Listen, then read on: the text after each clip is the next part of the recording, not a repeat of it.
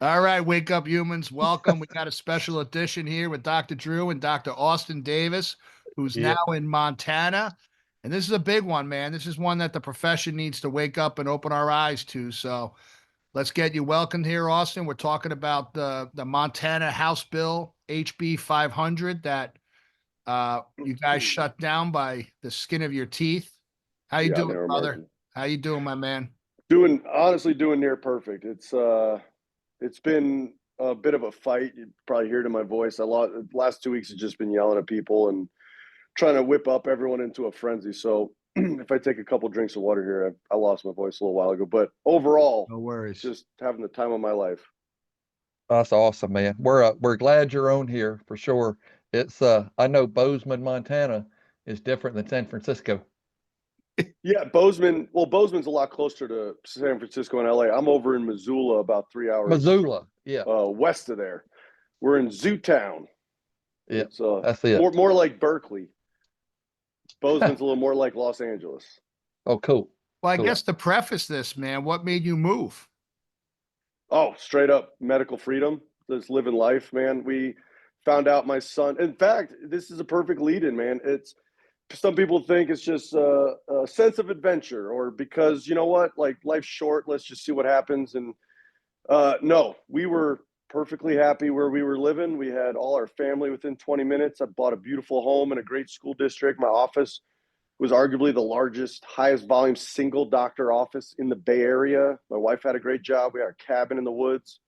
Uh, it was state bill in California. State Bill 277 was passed in 2020 that took all exemptions away, vaccine exemptions away from use in schools.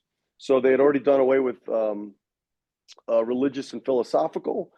Medical was left, which again, this is not even a great situation, but we were able to get our son a medical exemption, and the state did away with them, meaning my son cannot go to school in California. So once we found that out, no matter how comfortable we were, we knew that we had to make a move. We couldn't sacrifice our values or his health for our comforts. And within 6 months of that bill being passed, we sold everything and moved to a town that we had spent exactly one day in, landed, bought a house, and went up to the lake and hung out for 2 days and then left. Oh, that's insane. I didn't know they took away the medical as well. I mean, Connecticut, we moved, they took away religious exemption. Nope. Medical, right now, California is the only state that does not offer any form of exemption. 49 other states at least have one, being usually medical. California does not. And their caveat is we're not forcing you to do anything. You can either get the shots or get the hell out. So we got the hell out. And the Here two you go. guys that, You're running from a state because of the medical freedom, and now you're running into a state where you got the chiropractors trying to do what the medical doctors are doing, and it's actually mind-boggling, what this bill brought forth. it's I'll tell you this, man. It woke a lot of people up. It takes sometimes a little bit of that unfortunate complacency to start to really wake people up. I think because there's been very little opposition to moving the goalposts, especially in chiropractic, but in our state, no one. It's a sort of a self-reporting CE state. You sort of like, hey, just do your own thing, and no one's going to mess with you. Can be productive. However, it can also lead to the complacency that uh, allows for this kind of nonsense. And I only know that because I've spoken directly with the people involved with writing this. Is their justification. And if you want, we can talk about who they are, but it's the House Rep Oblender, who was a chiropractor, and we find ourselves in a unique situation here in Montana. His son, Oblender, is on the board of the MCA. So he's a chiropractor on the board. The MCA writes this bill and gives it to his father to present to the House floor. So we found ourselves in a unique position where not a lot of other states have a father in the House and their son is on the board of chiropractors for the state association. So without ever contacting the rest of the association, taking it to an internal vote, it was a very unilateral, under the cover of darkness.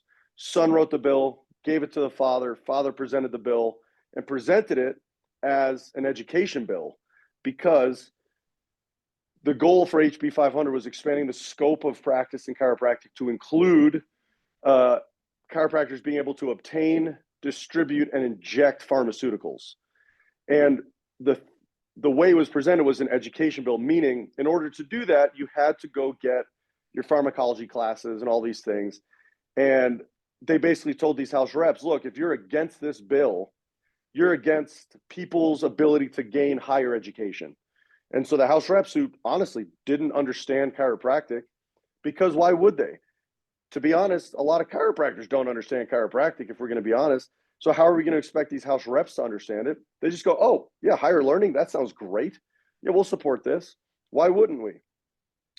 And that's how it was originally presented. Once we got wind of it, it was like added to the docket in like the 0 hour. And then I got a text message from someone here in Montana, like, hey, doc, you're with the ICA. You know that this bill is going on the floor tomorrow at 8 a.m. Can you be there to testify? And I mean, it's at 11:30 at night.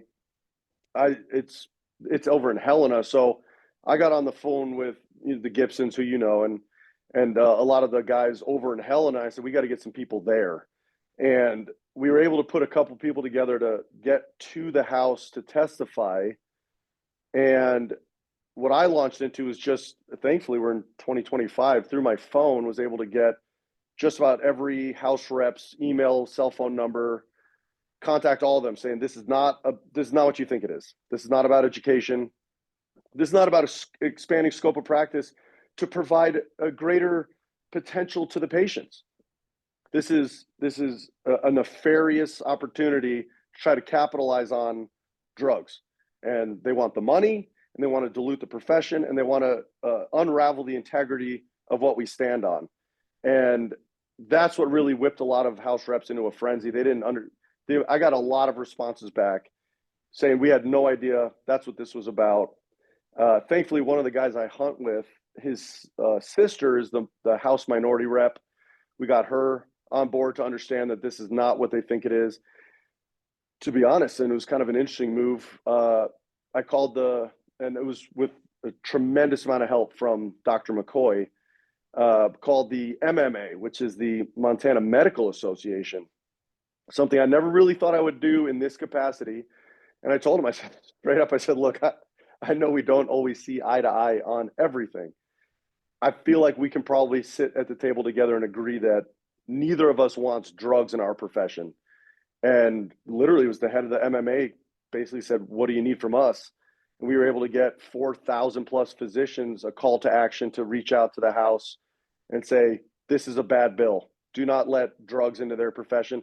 And honestly, the president of the MMA wrote a beautiful statement about chiropractic. I thought it was going to be sort of, they're not qualified, they're unscientific, like an opportunity to really turn the screws on us. He wrote a statement to the equivalent of, we have always appreciated the chiropractic profession for its strengths and being distinct from what we do. And in an effort to keep it that way, let's keep this bill killed. And honestly, it was incredibly helpful. They actually understood the mission here pretty well and facilitated and helped out tremendously. Well, I think that's great. That's a great, we should get that statement. I don't know if you've done that. I have it. I'll send it to you.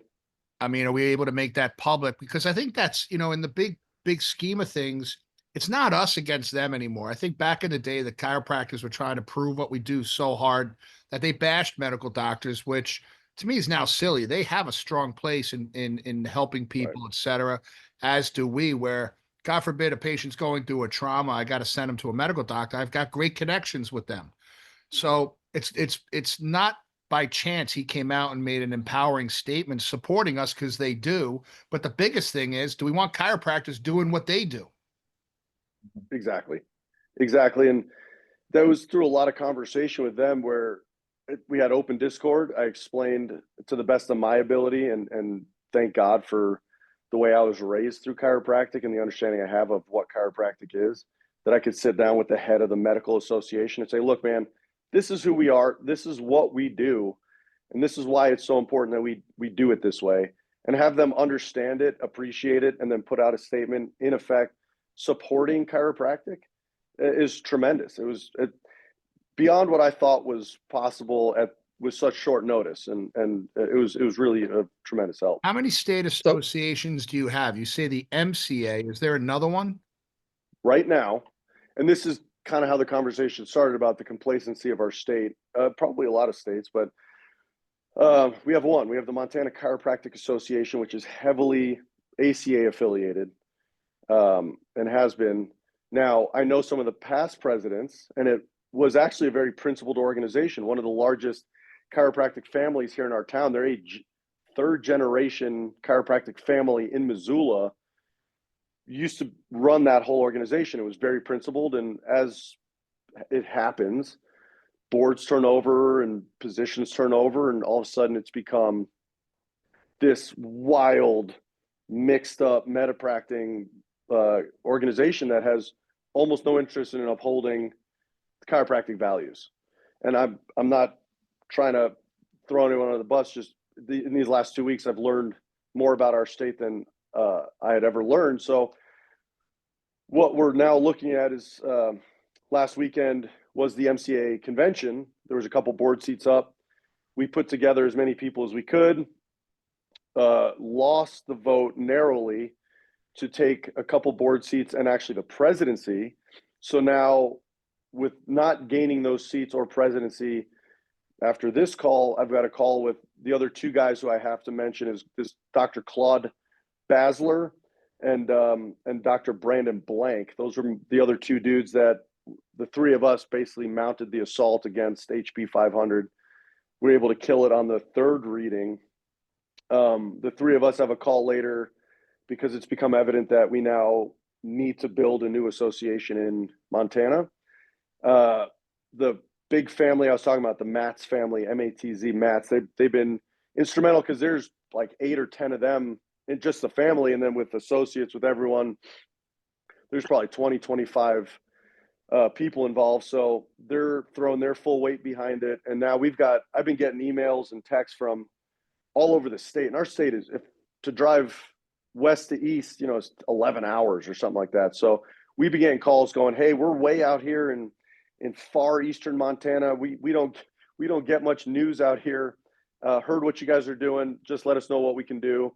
So we're getting them to put lists together of like-minded chiropractors. And I think the principal chiros that obviously still exist and respect the profession now are waking up and coming to us saying, you just let us know what you need and we'll make it happen. So we're in the beginning stages of putting together a new association so that we can fight these things on a unified front and not just have a couple of guys kind of doing guerrilla warfare. It sounds like you so need Austin, an MCC, Michigan Chiropractic Council. That's an ICA affiliate. Sounds like We actually discussed the name MCC of Montana Chiropractic Council. yeah. Yeah, I was going to ask you too, like, it's great y'all defeated HB 500, but now next year, what if they resubmit and they get their ducks in a row? What can we do that's not in, people's not in Montana to help defeat, because it's probably going to come up again because they lost narrowly. Now what's going to happen? What's going to happen in 26 and 27? Yeah, that's a great question, Drew. The 6 Ps, right? That's where we're at right now. Is a lot of people were texting me in celebration. I'm not a big, maybe it's because I was raised an athlete. I'm not a big preemptive celebrator. This was a good thing that happened. By no means is this, in my opinion, a huge celebration moment. I'm proud that we upheld the integrity of chiropractic, but like you said, they already at the last convention meeting last weekend have already talked about how to revive this bill, how to strip a few items out of it, to resubmit it in a more passive way that they can build off of in the future, saying, well, you passed HB 501, that's just topical analgesics. What about if we were to add a little bit of this next time? So they're crafty and they're working on some things. In my opinion, and I'm still learning a lot about this, the best thing we can do outside of Montana is, for one, start simple. Is in whatever state you're in, start writing to your state association, whether they're ICA affiliated, ACA affiliated, whatever they are, and say, what are your opinions on this bill, HB 500? Get a sense from the board. If they go, we are directly opposed to it, you say, great. Can we write up a templated letter that just we keep in a Google Drive somewhere, that whenever something like comes up, you just plug in HB whatever number and be able to send it. So this way, if I call the 49 states and go, we need that letter now. We have 50 letters from every state going, do not pass this bill. Now, if they go, you know what, actually that bill had some merits, then you need to get you and all the people you trust in chiropractic together to confront your state organization and say, how on earth do you support this? Because that's what we've done now. So I reached out to Oblander and I said, I want to understand where you're coming from. The House rep, not the MCA board member. But I reached out to the House rep and I said, where are you coming from? And he wrote back, well, what I told him was this bill is going to debase the integrity of chiropractic. And he wrote back an email basically telling me to fornicate with myself. And when I responded with a very diplomatic, maybe I'm missing something, why don't you explain to me how you see this? He proceeded to say, no, he doesn't even support pharmaceuticals and he loves chiropractic. And I said, then what was the catalyst for this bill? And actually this morning he sent me an email saying, well, look, most chiropractors aren't even practicing chiropractic anymore. In fact, most of them opposed mechanical modalities 10 years ago, and now everyone's using them. So why not get in before it's too late? And if it's not us telling patients what to do, then they're going to go somewhere else. In fact, they may completely avoid chiropractic. So rather than using his intelligence and his energy and his resources to build a foundation of principle in our state and an education platform so that people get the big idea, he instead said, if you can't beat them, join them, essentially, because he didn't think anybody was actually holding the line anymore. And that was his big thing, was going, look, everyone's doing it. Now, the response is, just because you can doesn't mean you should. There's a lot of things you can do. And he said, well, these chiropractors will have to, go through schooling and we're going to trust that they're going to use this judiciously. And it's pretty embarrassing, to be honest, that chiropractors wrote this bill and presented it in our state. And now we're fighting chiropractors. Yeah. So now, for people that just may be watching this the first time, there's people watching worldwide now. So that people may not know what true chiropractic is. Yes. What is that? Tell us what that is. There's a few ways to look at what true chiropractic is. Thankfully, it's beautiful in its simplicity. I don't have it here with me, but I can send you, and maybe in your show notes, you should include page 33 from the Bigness Within, the Green Book, chapter 11, and it lays out one of the most beautiful descriptions of principled chiropractic I've ever read. I keep it on my phone. I'll send it to you. You can put it in your show notes. But for anyone listening, the Bigness of the Fellow Within, page 33, chapter 11. Chiropractic at its core, we can look at it from a mechanistic approach, right? We're clearing interference from the nervous system to allow the power that made the body to heal the body, allow you to get connected to yourself and to your source, right? Chiropractic is, as BJ put it, dealing with that subtle substance of the soul. That's a very unique and distinct thing. The fact that we're primary care, and with our hands, we can analyze and detect subluxation, interference to the body's major communicating system, and with adjustive force, clear interference. So the hyper intelligent, beautiful system that ultimately created itself, express itself completely, is chiropractic. It's the most beautiful, simple, universal law process there is. That's at its fundamental core. The idea that other things can help people getting pushed into chiropractic is what actually boils my blood a little bit. And it's when people go, well, yeah, sure, an adjustment's good, but what if they're not eating right? And what if they're not sleeping? What if they need this? And what if they need that? And I think it was something I heard at D. They go, why don't you write every patient like a check for $10,000. I'm sure that'll help them a lot too. It's an appreciation for knowing that we're good at one specific thing. And if you're going to call yourself a chiropractor, it's important that you respect the foundations that chiropractic was created on.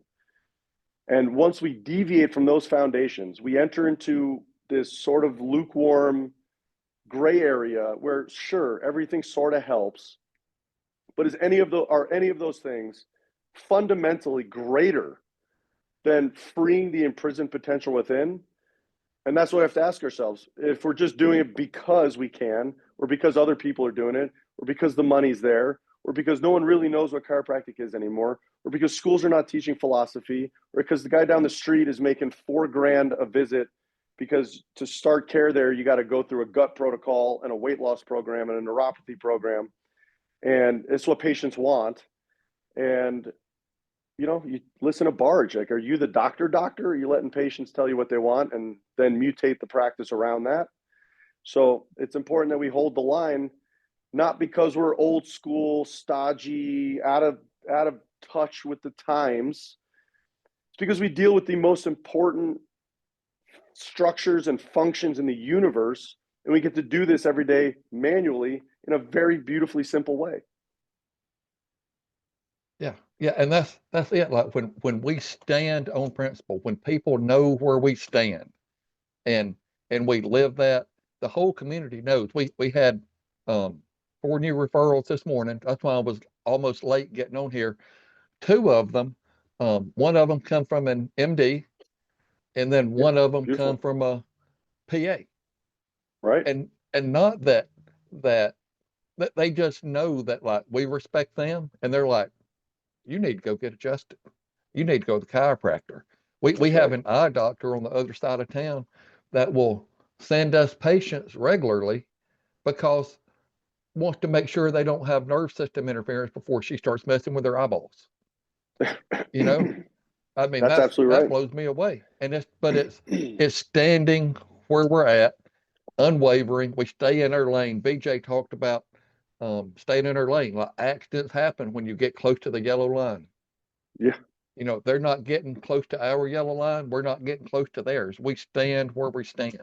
If you look from a fiduciary standpoint, I mean, you look at the training that we'll have to go into studying the pharmacology, et cetera. So now school, they're already paying 300 grand a year, That's right. free. Think about just that.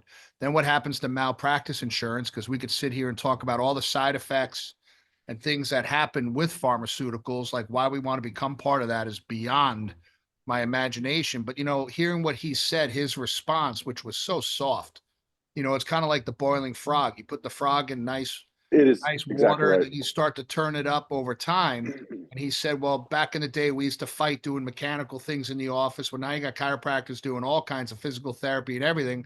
And he's just throwing in the towel and saying, well, why not just do medicine? Why don't we just throw away the entire profession instead of banding together? I think you had about close to 90 chiropractors vote on this bill, correct? I mean, imagine Right. if 75% of them came together and said, well, why don't we just promote and build chiropractic in our principles, which is finding the cause of the problem instead of treating it. And if someone's in an emergency, send them to the medical profession, but let's stay in our lane and do chiropractic. Like, where did that principle go of building chiropractic and educating the masses instead of just sitting at the table with everybody else and just becoming them? Like, where did that start? I have a theory on it, and we did receive quite a bit of attention from some of the major chiropractic schools and universities, some Palmer, Parker, Sherman, Life West. And granted, we had a short window to get a lot of this done, but it starts in the classroom, man. It's like, even I went to Life West in the early 2000s. Clum was still there. It was an extension of Sid. Sid was alive. It would be arguably the second most principled school. And we had one of the most twisted, backwards, embarrassingly egotistical, and just blind philosophy professors. This guy was an egomaniac. We weren't learning shit for philosophy. I was trying to do breakout room philosophy, and this was in the early 2000s, come to now, we do thankfully have a couple real good opportunities, schools, but I got to believe it's just people coming out of school without ever fully understanding what it means to be a chiropractor. I think they understand what it means to be a doctor, and that's an important thing, but being a doctor is very different than being a chiropractor. I think they probably know they don't like pharmaceuticals so much, and they want to be primary care, and they go to these schools and learn how to do manipulations and modalities, and no one has ever sat them down and say, you're about to enter something so much greater than you've ever imagined, so much more powerful. No, they get their little diploma and say, you look, you're a doctor now, go out there and try not to kill people. And they're coming out, like you said, $250,000, $300,000 in debt. I'm the 85th licensed chiropractor in Missoula right now, roughly.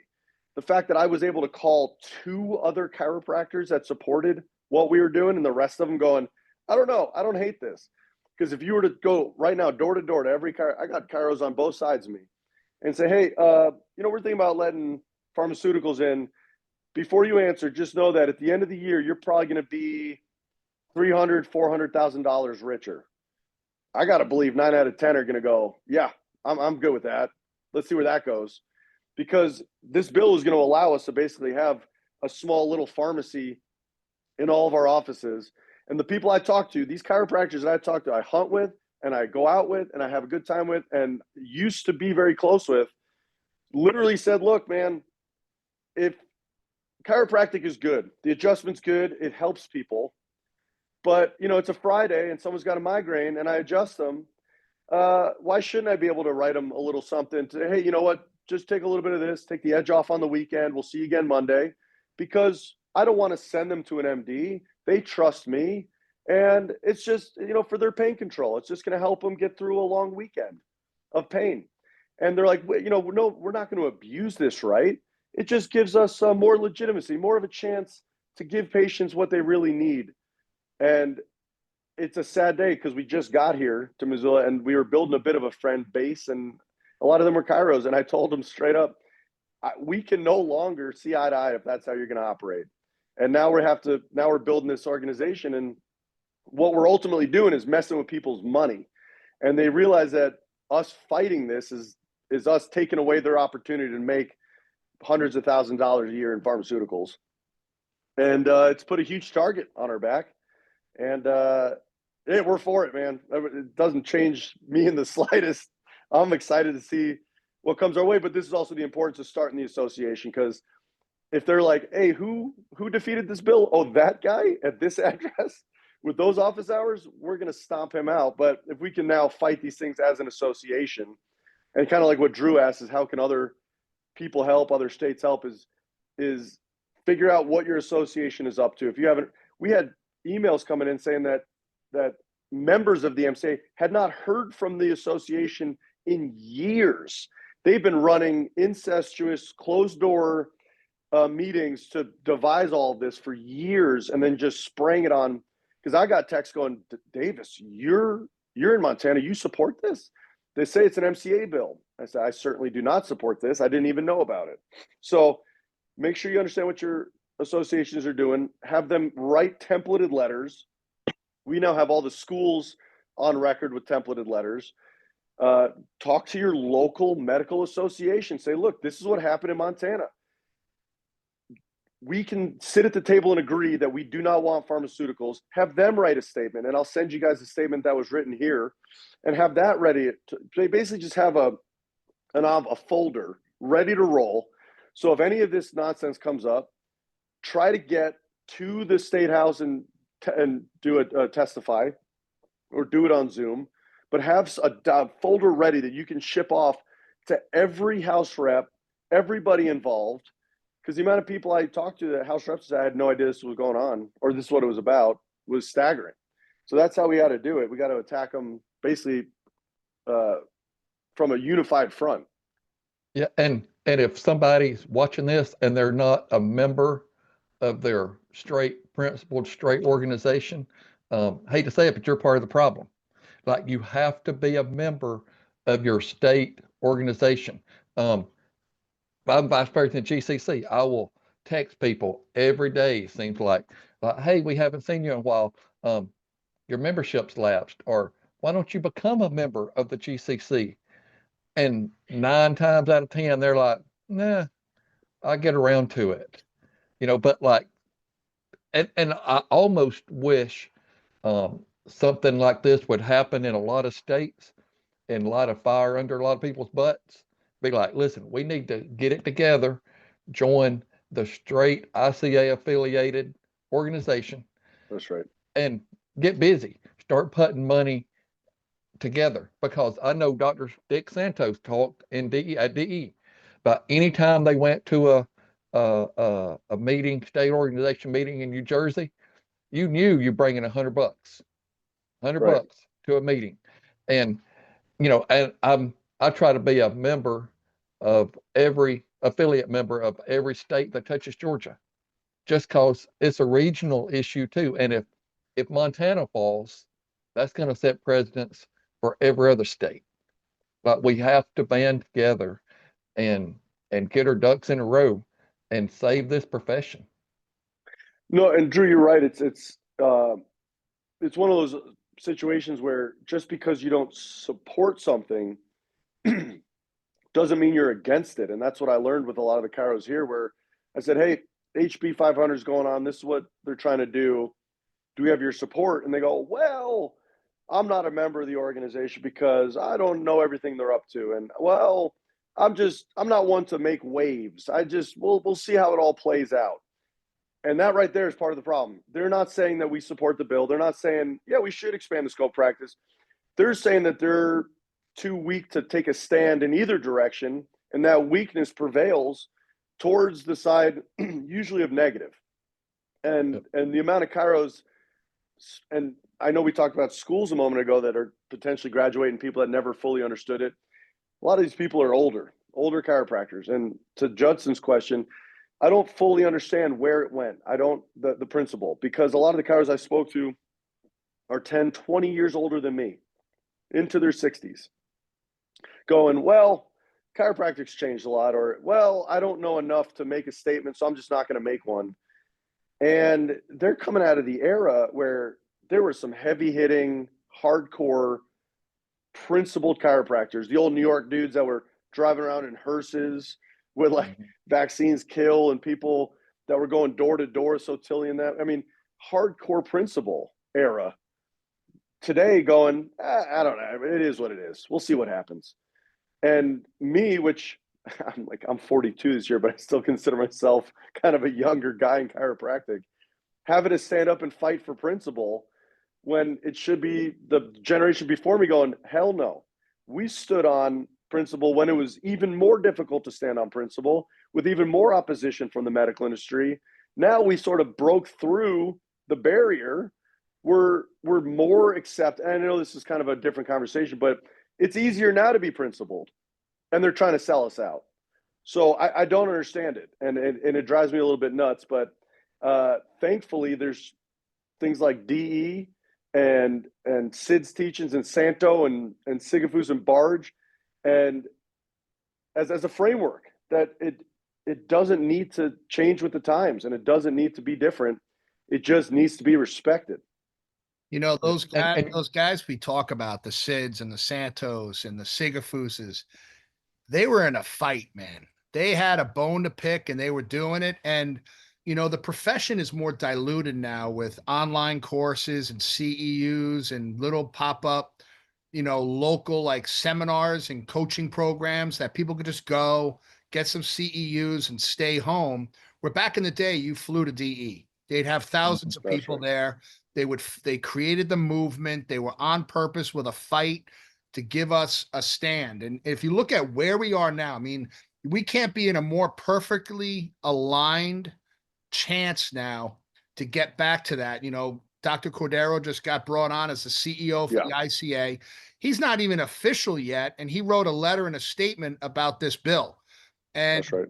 for people to realize that, because I believe it was last year you were the RA for Montana, right? I think you had That's right.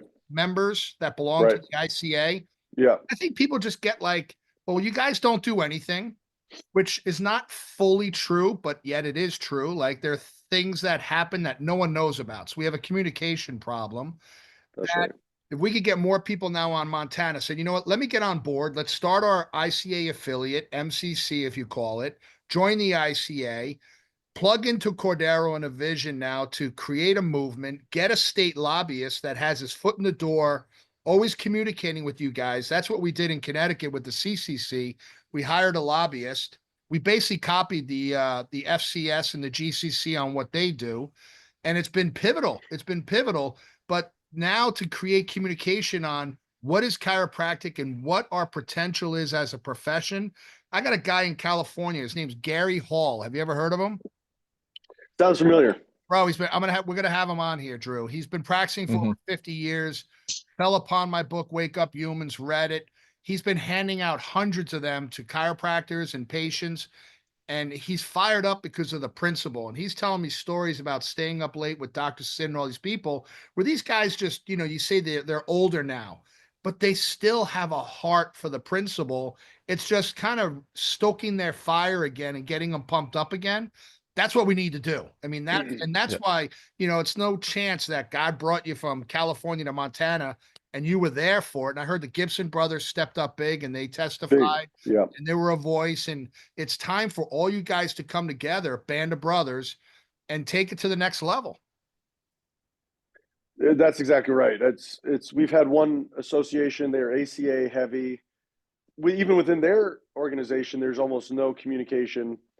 The goal here is not only creating our state association so that we have numbers and we have regimens of people. We have 7 regions of Montana if you go by the hunting region. So we're starting to set up 7 regions. So there'll be a regional director in each one because, like I said, region 7, we're in region 2 if you go by the hunting map, is 8 hours away. It's too far away for me to go door to door every weekend. So we're going to set up regional directors so we have access to the people 10, 11 hours away in our own state. And we're going to touch every corner of this state and not only get them set up with the MCA, but I love the move of bringing Cordero in and say, look, you guys haven't been a part of this because there's been no communication as to what they're doing. Or if there was, it wasn't what you were into. There's a new day dawning. And what this did was and it sounds cliche, but it woke a sleeping giant. We've all been actually doing well. Everyone I've talked to runs big practices all across the state and principal practices, but it's no one ever messed with them. No one ever put a hot poker in their eye and said, you know what, we're going to mess with how you do this. Everyone just kind of was doing their own thing. This has been a catalyst moment. I have talked now to some of these old timers going, not on my watch. And we're getting the boys together and gals all across Montana to join this new organization, but also then get ICA affiliated, get in with them, get in with any of the international organizations. Just put our foot down, plant a flag, and say, look, if it's going to start here, it's going to start here. And I know other states have been battling this for years, in Wisconsin and New Mexico has sort of folded up a little bit. Things are happening now in Arizona. So it's going to be one of those movements where it's going to take a lot of work. We're going to be calling on a lot of people. I know chiropractic inside and out. I don't know a lot of this stuff yet, and I'm learning it. Thank God my undergrad was in politics and international law. So we're starting to put together the bylaws and the paperwork, and people have been tremendous. Other state organizations sending us all their documents, everything, saying, here's how to do it. But it's what Sid talked about, man. It's long days and sleepless nights. It's losing your voice every weekend. It's going to be getting on planes and literally farm plane. I got a patient who's a farmer. He's a ranch dude who's like, I got a small plane. We'll fly you out to Cut Bank and Yellowknife and Wolf Point. We're going to get to these rural places where there's one chiro for 5 communities, and they maybe just got internet. They're like still on like corded phones out there. And we're just going to go beat the fucking doors down and go, look, this is what we're doing. You're with us, or ultimately you're against us. And I always keep an open door to everybody, and not against us in this. We're going to like tear each other apart internally, but it's you need to get with the program, not just watch from the sidelines. you got to get with the program. You got to, as Drew said, you got to put some money up. You got to put some time up, because like we talked about, it's one of my favorite hunting sayings that it's not yours. It's just your turn. And this thing that we have, and we build these offices and they build us beautiful lives, and we have abundance and we have all this. And when it comes time to like put your neck out a little bit, and you realize like you might get cut up, you might get scratched up, you might get a black eye. People are kind of like, well, I'll just see my people. Well, that's great, but will your grandkids be able to see people as a chiropractor? And I got a 6-year-old now. I look into his face every day going, will my kid be able to open Life Chiropractic in 30 years and be a chiropractor? And the way things are going, it's hard to say. And it hurts me in my heart, man, because we had 24 hours to put together a defense against this thing. And we beat this thing 50-49. And the word I got is that they don't usually want to settle internal disputes in the house. So they didn't know that anyone was opposed to it. And even just the small minority of us that spoke very loudly indicated to them that this isn't a settled issue, and the house didn't feel like they should settle it for us. And that's a narrow victory. Now, if we were to go, oh, we did it, foot off the gas, well, see you guys in a year, we're going to get shit stomped. We're going to get stomped out, because they realize the email I got from the house rep from the board of the MCA was, I don't know why you're opposed to this. This serves so many and has the potential to help everybody, and it's to get with the times. And to be honest, ACA lobby it. Now that they know that they need a little extra help, they go to the ACA. Hey, we need a little extra lobbying money. We need a little extra this. It's not inconceivable that next year they come back stronger. And we need to not only be there, we need to be twice as strong, 3 times as strong, and 3 times as loud. Yeah, and I want to ask you too, Austin, before we run out of time. We've talked a lot about some big concerns in Montana and the profession as a whole, but on a positive note, what's some things that give you a lot of hope for the future of the profession? It's a great question. Through this process, it felt like I was on like a boat, kind of alone in the ocean, in like a turbulent ocean, because I got some very nasty messages from chiros, from people going like, you're barking up the wrong tree, from the association, from everybody. What was very encouraging was, in a short period of time, by telling the truth, and the truth will always prevail, we were able to put together a strike force to defeat this thing within 24 hours. And I know, Judson, I know you love the 300. I know DE loves the 300. It was a couple of us that held a line with almost no previous notice. I was awoken in the middle of the night, and that morning we put this together and defeated it. So just knowing that there's still principle in people's hearts, just knowing that our voices matter. This was something that I got to experience, and my son got to experience, that sometimes you feel like you're voiceless, especially in the political world, that you're never going to talk to the president, you're never going to talk to these senators, but to be able to call in to a House rep and say, this is what you're missing, this is what's up, and get a response back going, I didn't realize that. Thank you so much. I will be voting no. To know that you actually can make a difference by speaking up, simply speaking. I didn't donate to their campaigns. I didn't promise them anything. I just educated them. I just spoke up, as many others did, to educate. And my son got to see that the political process can actually work. That was encouraging. A lot of young docs. We have one in town. He's 1 year out of Life University. He studied under Blumsack, I think, in clinic. Works with that big chiro family. He's been a huge spearhead of getting a lot of the younger voices active. And to see him 1 year out of school, texting me every day, what can I do? What can I do? What can I do? And awesome. And showing up and going to the MCA convention to be a representative to vote, and showing up to testify. We have young people that are hungry. It's just that they come out the front doors, and it's like, which car are you getting into, right? It's like, there's one that's full of, as Judson mentioned, these programs and coaches and this and that. And I got a guy down the street. He's one of the most principled chiropractors I've ever met. We have the best discussions. You walk into his office, and it's a zoo of mechanical devices and things.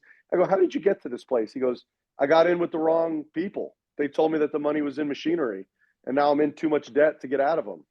And I wish I could just go back to people walk into my office and they go, Doc, this is it. I go, this is it. I got 3 tables. That's it. I mean, this is it. So what inspires me is that your voice matters. The principle, like I said, is the great white shark, man. It was designed damn near perfect. Just don't mess with it and let it do its thing. Just get out of its way, right? Let it just be a conduit, be a hollow vessel, Amen. as Sid would say. Let it flow through you. Amen. And we got to get the youth involved, man, because I know the old timers, sort of me included now, we're built on principle. These youngsters are not, and we're going to age out of it. We're going to get exhausted, and people are going to think that we're just old people yelling in the wind. We got to get the youth movement like on point and go to every school and just educate. And there's no off days, and there's no I'm too tired. And you know this better than anybody. It's you got to rack up the flight miles, and you got to rack up the Zoom call times, and you just got to get out there and let people know. Because if it's not us, I don't think there's anybody else that's going to do it. And I know the 3 of us on this call and a lot of other people watching and that we're friends with, like Charleston Heston said, like from my cold dead hands, they're going to take this principle. I told these house reps, I told Oblander, I said, if I'm the last chiropractor on earth, you're going to know exactly what chiropractic is. Yep. Well, listen, close out with this. I mean, Austin, you're not alone. You got a lot of people at DE that started their state organizations, so they'll help. That's right. Give you the framework. And one of the best things you could do is get these young guys from Montana on a plane with you, get them to DE. Let's get them fired up and focused, and just let's save that state, man, because we know it's reflective on the rest of the profession, man. So thank you for what you're doing. We'll see you in a couple of weeks. You're going to be at DE. Well, planning on it. Yep. Amen. Awesome. Man. We'll see you there. Look forward to it. Thank you for the fight, man. And you're not alone, bro. Thank you. Oh, I know that. Yeah, I love you guys. All right, man. You guys love built y'all. this. You guys built this.